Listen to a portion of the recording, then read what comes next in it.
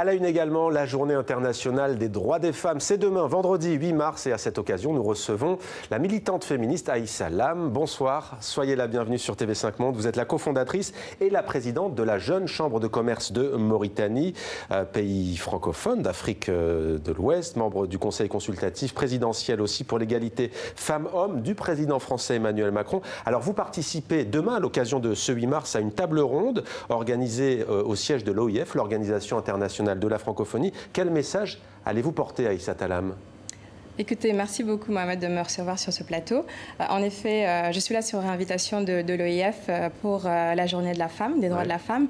La thématique centrale sera vraiment l'entrepreneuriat féminin, l'innovation, le but étant de mettre en avant justement ces visages, ces parcours sur le terrain de femmes entrepreneurs et de parler de leur réalité au quotidien, de leurs challenges et pas forcément de la Mauritanie spécifiquement. Donc je vais partager le panel avec d'autres camarades d'autres pays. Mais justement, on parle de l'espace francophone. En quoi ça peut être un vecteur important pour le monde de la francophonie, notamment en Afrique, mais pas seulement, l'entrepreneuriat féminin ? Mais voilà, justement, en fait, on parle souvent de l'entrepreneuriat en Afrique, pas parce que c'est à la mode, mais parce que ça fait du sens économiquement. Donc, c'est vraiment la région du monde qui va connaître un essor, même en termes de démographie, très, très important d'ici 2050. Les femmes représentent la majorité de la population, plus de 50% dans la plupart des pays de cet espace francophone. Donc, je pense que mettre un accent particulier, c'est parce qu'elles ont un poids économique et malheureusement, parfois, qui n'est pas mis en avant. Elles n'ont pas les ressources nécessaires pour le faire valoir à son plein potentiel. Justement, pour qu'il y ait des jeunes pousses, comme on les appelle, pour être parfaitement francophones, des start-up, pour qu'il y ait des incubateurs aussi pour les aider à émerger. Qu'est-ce qu'il faudrait, qu'est-ce qui manque ? Mais écoutez, malgré les écosystèmes difficiles, les écosystèmes parfois qu'on peut penser inexistants, comme le nôtre Mauritanie, qui a connu une certaine évolution, il est là, malgré les petites ressources.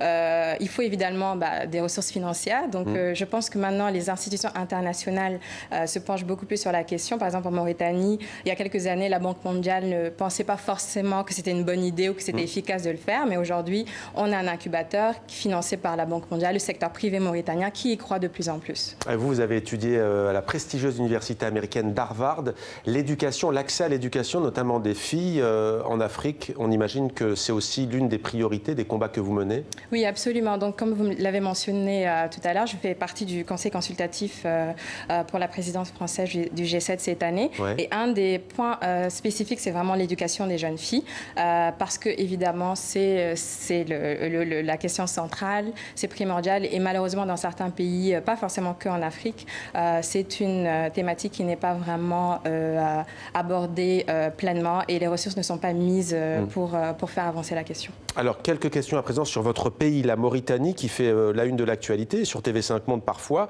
À deux reprises, les députés mauritaniens ont rejeté un projet de loi qui prévoyait d'aggraver les peines pour les personnes qui se rendraient coupables de viol. Ils ont aussi plusieurs fois refusé de pénaliser le harcèlement sexuel. Comment, selon vous, faire évoluer la situation en la matière ? Écoutez, c'est sûr que c'est une thématique qui est centrale dans notre conseil consultatif. On a la chance d'avoir les prix Nobel, Denis Mukwege et évidemment Nadia Mourad, qui sont vraiment, à mon avis, les meilleurs porte-parole sur la thématique. Malheureusement, les pays du monde n'ont pas en ce moment le bouquet législatif en place qui est nécessaire pour aborder ces questions. La Mauritanie ne fait pas exception, donc c'est sûr que le combat doit être porté au plus petit niveau. Donc les femmes doivent vraiment se mettre en avant pour faire valoir leurs droits et montrer que ce n'est pas juste pour faire passer des lois mais que c'est important pour elles. Les femmes et les hommes aussi qui souhaitent parvenir à l'égalité entre les femmes et les hommes. Merci beaucoup Aïssa Lam d'avoir été notre invitée ce soir sur TV5 Monde.